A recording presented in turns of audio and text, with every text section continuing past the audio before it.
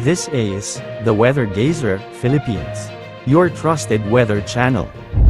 Magandang araw Pilipinas, narito na ang pinakauling update sa magiging lagay ng ating panahon ngayon at sa susunod na 24 na oras. Patuloy na nakakaapekto ang habagat o southwest monsoon sa ating bansa at nagdadala na ito ng maulap na papawirin na may mga kalat-kalat na pagulan at thunderstorms sa malaking bahagi ng Western Visayas, Negros Island region, sa may Zamboanga Peninsula, Northern Mindanao, Occidental Mindoro, sa may Romblon at Palawan. Makikita nga natin sa ating satellite animations na ang mga nabanggit na lugar ay posibleng makaranas ng mga katamtaman at minsan ay malalakas na pag-ulan, kaya posible ang banta ng mga pagbaha at pagguho ng lupa. Pinag-iingat rin natin ang mga kababayan natin dito dahil ilang araw nang nakakaranas ng mga pag-ulan, kaya masyado na malambot ang lupa at mag-ingat po sa mga landslides na posibleng idulot nito.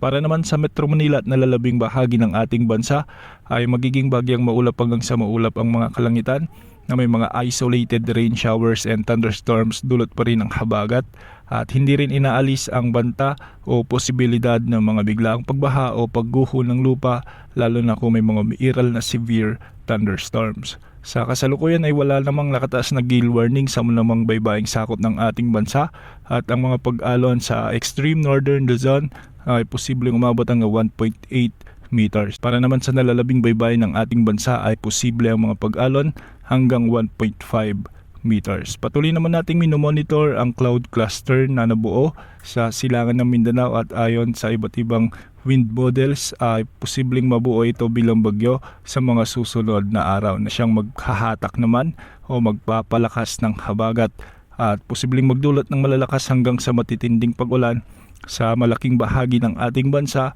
sa mga susunod na araw. Ngayon pa lamang ay pinaghahanda natin ang ating mga kababayan, lalong-lalo na sa western sections ng Luzon at Visayas dahil posible ang mga pag-ulan at magdudulot ito ng mga pagbaha o malawakang pagbaha, lalong-lalo na sa mga lugar na ilang araw nang nakakaranas ng mga pag-ulan dulot ng habagat. Hindi naman inaasang tatama ito sa ating bansa, ngunit asahan na magbabagsak ito ng malalakas na pag-ulan sa mga susunod na araw. Sa araw ng Miyerkules, unti-unting mararanasan ng mga pag-ulan sa may Mindanao at aakyat naman ang sama ng panahon na ito na siyang aakyat din ang habagat sa may Luzon at Visayas. May kasunod pa o posibleng kasunod pa ang sama ng panahon na ito na mas lalong magpapalakas sa habagat sa ating bansa. Yan muna ang update sa lagay ng panahon. Ito po ang Weather Gazer Philippines, ang inyong pinagkakatiwalaang weather channel.